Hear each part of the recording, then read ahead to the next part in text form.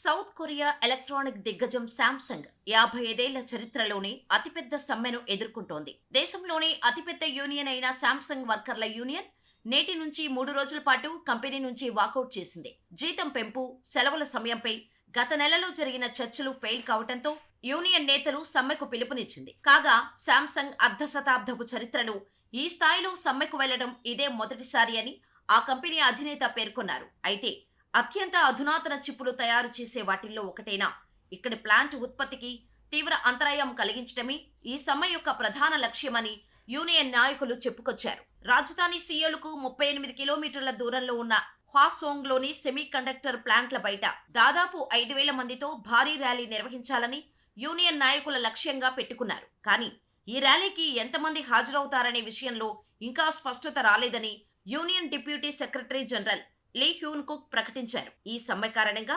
Samsung పేరు ప్రతిష్టలు పూర్తిగా దెబ్బతినే ఛాన్స్ ఉంది.